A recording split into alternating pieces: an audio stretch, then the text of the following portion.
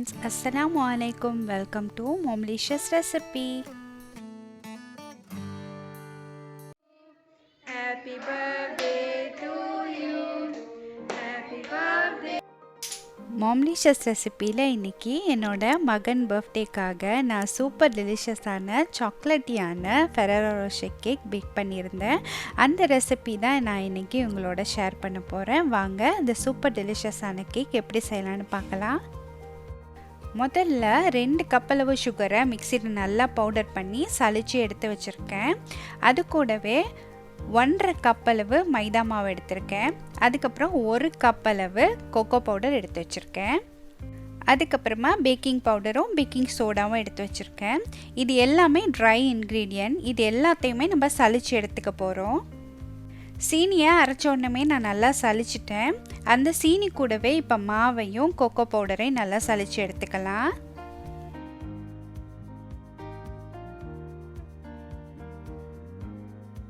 நல்லா சலிச்சாச்சு. இது கூடவே 1/2 teaspoon baking powder baking soda சேர்த்துக்கோங்க. அடுத்தது ஒரு 1/4 டீஸ்பூன் அளவு உப்பு சேர்த்துருக்கேன். உப்பு சேர்த்துட்டு எல்லாம் ஒன்றா மிக்ஸ் ஆகுற மாதிரி நல்லா கலந்து விட்டுருங்க. கேக்கு தேவையான ட்ரை இன்க்ரீடியன்ட்லாம் சேர்த்து மிக்ஸ் பண்ணியாச்சு. இப்போ வெட் இன்க்ரீடியன்ட் சேர்த்துக்கலாம். முதல்ல 2 முட்டை, அது கூட 1 டீஸ்பூன் வெனிலா எசன்ஸ் சேர்த்துருக்கேன். அடுத்தது அது கூடவே 1 கப் அளவு எண்ணெயும் பாலும் சேர்க்குறேன். நம்ம முதல்ல மாவெல்லாம் மெஷர் பண்ணோம்ல, அதே சேம் கப் அளவு தான். எல்லா இன்க்ரீடியன்ட்டும் சேர்த்தாச்சு. இது எல்லாம் மிக்ஸ் ஆகுற மாதிரி நல்லா மிக்ஸ் பண்ணி விட்டுருங்க. கட்டி எதுவுமே இல்லாமல் நல்லா ஸ்மூத் மிக்சராக இந்த மாதிரி ஜென்டலியாக மிக்ஸ் பண்ணி விட்டுக்கோங்க. நல்லா ஸ்மூத் பேட்டராக மிக்ஸ் பண்ணதுக்கப்புறமா 3/4 கப் அளவு சுடு தண்ணி சேர்த்துக்கோங்க. சுடு தண்ணி சேர்த்துட்டு நல்லா மிக்ஸ் பண்ணி விட்டுக்கோங்க. நல்லா திக் அண்ட் ஸ்மூத்தாக இருந்த பேட்டர் சுடு தண்ணி சேர்த்ததுக்கப்புறம் இந்த மாதிரி ஒரு பாரிங் கன்சிஸ்டன்சிக்கு வந்துடும். இந்த அளவுக்கு நீங்கள் பேட்டரை ரெடி பண்ணி வச்சுக்கோங்க. அடுத்தது பேக் பண்ணுறதுக்கு பேனை ரெடி பண்ணிக்கலாம். 2 பேன் எடுத்து வச்சுருக்கேன் ரவுண்ட் ஷேப்பில். ஒன்று நான் எப்படி அவனில் பேக் பண்ணுறது, அதுக்கப்புறம் ஒன்று நார்மலாக ஸ்டவ் டாப்பில் எப்படி பேக் பண்ணுறதுன்னு காமிக்க போகிறேன். பேனில் நல்லா பட்டர் அப்ளை பண்ணிவிட்டு பார்ச்மெண்ட் பேப்பர் போட்டுக்கலாம். பார்ச்மெண்ட் பேப்பர் போடுறதுக்கு முன்னாடி நல்லா கையால் கசக்கிட்டு போட்டிங்கன்னா உங்களுக்கு வைக்கிறதுக்கு ஈஸியாக இருக்கும், ஸ்டிஃபாக இருக்காது. பார்ச்மெண்ட் பேப்பர் போட்டுட்டு அது மேலேயும் லைட்டாக ஃபுல்லாக பட்டர் அப்ளை பண்ணி விட்டுக்கோங்க. இப்போ 2 ட்ரேலையும் ஈக்குவலான அமௌண்ட்டாக பேட்டரை ஃபில் பண்ணிக்கோங்க. பேட்டரை ஃபில் பண்ணிவிட்டு இந்த மாதிரி நல்லா டேப் பண்ணி விட்டுருங்க. ஒரு பேனில் உள்ள கேக்கை இப்போ நம்ம ஸ்டவ் டாப்பில் எப்படி குக் பண்ணுறதுன்னு பார்க்கலாம். அடி கனமான பாத்திரம் இல்லைன்னா இந்த மாதிரி ப்ரெஷர் குக்கர் எடுத்துக்கோங்க. ப்ரெஷர் குக்கரோட மூடியில் அந்த பெல்ட் இருக்க வேணால் பெல்ட்டை ரிமூவ் பண்ணிடுங்க. மூடி போட்டு லோ ஃப்ளேமில் 10 நிமிஷத்துக்கு குக்கரை ப்ரீஹீட் பண்ணதுக்கப்புறமா நீங்கள் ரெடி பண்ணி வச்சுருக்க கேக் பேனை உள்ளே வச்சுட்டு திரும்ப இதை ஒரு 30 நிமிஷத்துக்கு மூடியை திறக்காமல் லோ ஃப்ளேம்லேயே வச்சு நல்லா குக் பண்ணிக்கோங்க. அவனை 180 டிகிரி செல்சியஸில் 40 நிமிஷம் செட் பண்ணியிருக்கேன். 10 நிமிஷம் ப்ரீஹீட் ஆகி 30 நிமிஷத்துக்கு வந்ததுக்கப்புறமா நம்ம கேக் பேனை உள்ளே வச்சு பேக் பண்ணிக்கலாம். ஸ்டவ் டாப்பில் குக் பண்ணும்போதும் சரி, அவனில் பேக் பண்ணும்போதும் சரி, 20 நிமிஷத்துக்கு கழிச்சதுக்கப்புறமா நீங்கள் ஓப்பன் பண்ணி கேக் பேக் ஆகிருக்கான்னு செக் பண்ணிவிட்டு இன்னொரு 10 நிமிஷம் வச்சுக்கலாம். அதுக்கு முன்னாடி ஓப்பன் பண்ணாதீங்க. கரெக்டாக 30 மினிட்ஸ்லேயே நல்லா குக் ஆகி வந்துடுச்சு. இது குக்கரில் குக் பண்ணது. இதுவும் நல்லா 30 மினிட்ஸ்லேயே குக் ஆகிருச்சு. இது அவனில் பேக் பண்ணது. ரொம்பவே ரெண்டுமே ஃப்ளஃபியாக குக் ஆகி வந்திருக்கு. இப்போ இந்த கேக்குக்கு க்ரீம் ரெடி பண்ணுறதுக்கு முன்னாடி இந்த கேக்கை 2ஐயும் நல்லா ஆற விட்டுறலாம். அந்த பேன்லேருந்து வெளியாக்கி இந்த மாதிரி வெளியே வச்சு நல்லா ஆற விட்டுருங்க.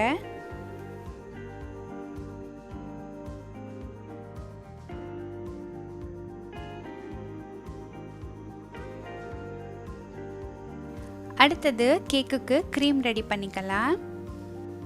Ferrero Rocher கேக்குக்கு சாக்லேட்டியான பட்டர் க்ரீம் தான் இன்றைக்கி நம்ம ரெடி பண்ண போகிறோம்.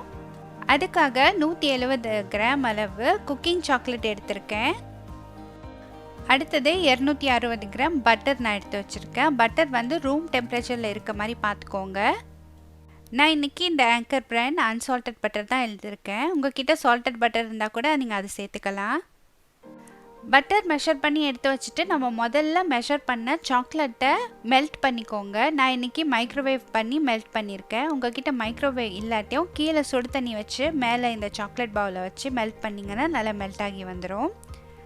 டைரெக்டாக சாக்லேட்டை அடுப்பில் வச்சு ஹீட் பண்ணாமல் டபுள் பாயில் பண்ணிக்கோங்க. அதே மாதிரி சாக்லேட்டை பட்டரில் சேர்க்குறதுக்கு முன்னாடி நல்லா ஆற வச்சுடுங்க.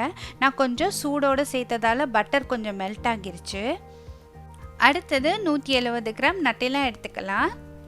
Ferrero Rocher சாக்லேட் பார்த்திங்கன்னா ஹேசல்நட்டோட ஃப்ளேவர் தான் இருக்கும். அந்த ஃப்ளேவரை கேக்கு கொண்டு வரதுக்காக தான் நம்ம நட்டெல்லா சேர்க்குறோம். நட்டெல்லாவில் அந்த ஹேசல்நட்டோட ஃப்ளேவர் இருக்கும். ஸோ அதனால் சாக்லேட் அண்ட் நட்டெல்லா சேர்த்து நல்லா பீட் பண்ணிக்கலாம். இந்த க்ரீமுக்கு சுகர் எதுவுமே தேவையில்லை. நட்டெல்லாலேயும் சாக்லேட்லேயும் உள்ள இனிப்பே கரெக்டாக இருக்கும். சாக்லேட்டை மெல்ட் பண்ணி நான் கொஞ்சம் சூடோடு சேர்த்தனால பட்டர் கொஞ்சம் மெல்ட் ஆகி தண்ணி ஆகிருச்சு. ஸோ அதனால் நான் ஒரு 10 நிமிஷத்துக்கு ஃப்ரிட்ஜில் வச்சு எடுத்துகிட்டு திருப்பியும் பீட் பண்ணுறேன். நீங்கள் க்ரீம் ப்ரிப்பேர் பண்ணும்போது தண்ணி ஆகிருச்சுன்னா ஃப்ரிட்ஜில் வச்சு சில் பண்ணிவிட்டு அதுக்கப்புறமா பீட் பண்ணுங்கள். நல்லா ஃப்ளஃபியாகி வரும். இந்த க்ரீம் 10லேருந்து 15 நிமிஷத்துக்கு பீட் பண்ணுற மாதிரி வரும். இடையில ஸ்பேச்சுலா வச்சு இந்த மாதிரி ஸ்க்ராப் பண்ணி விட்டுக்கோங்க. பவுலில் ஏதோ சாக்லேட்லாம் ஒட்டி இருந்துச்சுன்னா க்ரீமில் நல்லா மிக்ஸ் ஆகி வந்துடும். நல்லா பீட் பண்ணிகிட்டே வரும்போது அதோட கலர் நல்லா லைட்டாக சேஞ்ச் ஆகி வரும். அதே மாதிரி அந்த க்ரீம் வந்து நல்லா திக்காகவும் ஃப்ளஃபியாகவும் கிடைக்கும். அப்போ நீங்கள் ஸ்டாப் பண்ணிக்கலாம்.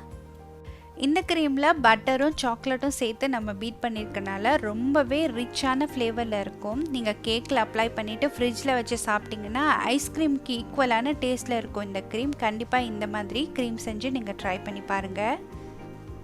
கேக் நல்லா ஆறி வந்துருச்சு. இப்போ கேக்கை நம்ம 2ஆக கட் பண்ணி எடுத்துக்கலாம். கேக் பார்த்திங்கன்னா ரொம்பவே சாஃப்ட் அண்ட் ஸ்மூத்தாக இருந்துச்சு. கட் பண்ணும் போதே உடையிற மாதிரி தான் இருந்துச்சு. 2 கேக்கையுமே நான் 4ஆக கட் பண்ணி எடுத்து வச்சுருக்கேன். இந்த மாதிரி உங்களுக்கு கட் பண்ண வேணான்னா நீங்கள் 4 டிஃப்ரெண்ட் ட்ரேயில் போட்டு 4 கேக்காக நீங்கள் பேக் பண்ணி கூட எடுத்துக்கலாம். முதல்ல ட்ரேயில் கொஞ்சமாக க்ரீம் அப்ளை பண்ணி ஃபர்ஸ்ட் லேயர் கேக்கை எடுத்து வச்சுட்டு அதுக்கு மேலே சுகர் சிரப் சேர்த்துட்டு அதுக்கு மேலே க்ரீம் சேர்த்துக்கலாம். 2 டேபிள் ஸ்பூன் சுகர் கூட 2 டேபிள் ஸ்பூன் ஹாட் வாட்டர் சேர்த்து மிக்ஸ் பண்ணிங்கன்னா சுகர் சிரப் ரெடி. அது சேர்க்கும் போது கேக் வந்து எப்போதுமே மாய்ஸ்சராக இருக்கும், ட்ரை ஆகாமல். ஃபர்ஸ்ட் லேயர் க்ரீம் அப்ளை பண்ணதுக்கு அப்புறமா அந்த Ferrero Rocherோட க்ரன்ச்சி ஃபீல் வரதுக்காக இந்த மாதிரி வேஃபர்ஸை நொறுக்கிட்டு நான் சேர்த்துக்கிறேன். உங்ககிட்ட எந்த வேஃபர் இருந்தாலும் சேர்த்துக்கலாம். அப்படி இல்லைன்னா பிஸ்கட் ஏதாவது உங்ககிட்ட இருந்துச்சுன்னா அதை கூட நீங்கள் சேர்த்துக்கலாம். அடுத்தது செகண்ட் லேயர் கேக் வச்சு சுகர் சிரப் அப்ளை பண்ணிவிட்டு அதுக்கப்புறம் க்ரீம் அப்ளை பண்ணிவிட்டு அதே மாதிரி வேஃபர்ஸை நம்ம நொறுக்கிட்டு சேர்த்துக்கலாம். இதே மாதிரி 4 லேயர்ஸையும் நீங்கள் ரிப்பீட் பண்ணிக்கோங்க. 4 லேயர்ஸையும் அரேஞ்ச் பண்ணியாச்சு. அதுக்கு மேலே நல்லா கேக்கை கவர் பண்ணுற மாதிரி உங்கள் திறமையெல்லாம் யூஸ் பண்ணி க்ரீமை நல்லா அப்ளை பண்ணி ஸ்மூத்தன் பண்ணிடுங்க. கேக்கோட ஷேப்க்கு தகுந்த மாதிரி நல்லா க்ரீமை ஃபுல்லாக அப்ளை பண்ணி அந்த ஷேப் கொண்டு வந்துடுங்க.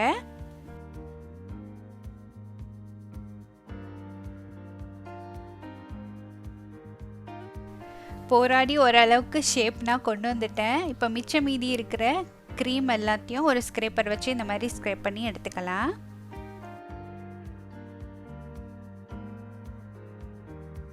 கேக்கில் க்ரீம் அப்ளை பண்ணி முடிச்சாச்சு. இதுக்கு மேலே டெக்கரேஷன் ப்ராசஸ்லாம் உங்களுக்கு பிடிச்ச மாதிரி நீங்கள் எப்படி வேணுமோ செஞ்சுக்கலாம்.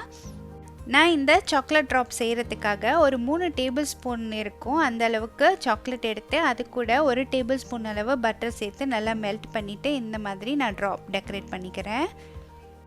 உங்ககிட்ட நட்ஸ் இருந்தால் நட்ஸ் எல்லாம் கூட ஆட் பண்ணிக்கலாம்.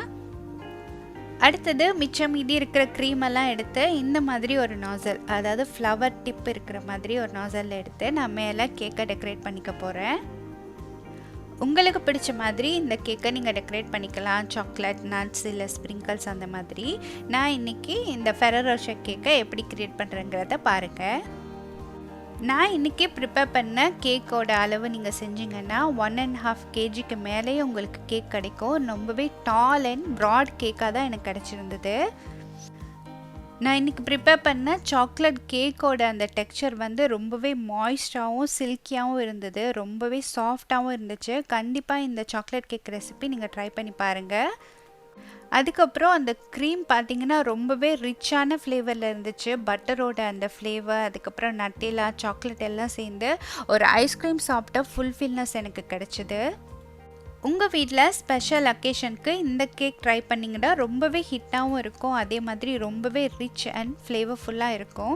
கண்டிப்பாக இந்த கேக்கை நீங்கள் ஒரு வாட்டி ட்ரை பண்ணி பாருங்கள். Birthday to you, happy birthday to you, happy birthday to Azwar, happy birthday. இந்த ஃப்ளேவர்ஃபுல்லான கேக்கை கிட்ஸ் எல்லாம் ரொம்பவே என்ஜாய் பண்ணி சாப்பிட்டாங்க. உங்கள் வீட்டு கிட்ஸ்க்கும் நீங்களும் செஞ்சு கொடுத்து பாருங்கள், அவங்களும் ரொம்பவே விரும்பி சாப்பிடுவாங்க. இந்த கேக்குக்கு நீங்கள் Ferrero Rocher சாக்லேட் தான் யூஸ் பண்ணுங்கிறது கிடையாது. உங்ககிட்ட எந்த சாக்லேட் இருக்கோ அதை வச்சு நீங்கள் அந்த கேக்கை டெக்கரேட் பண்ணலாம்.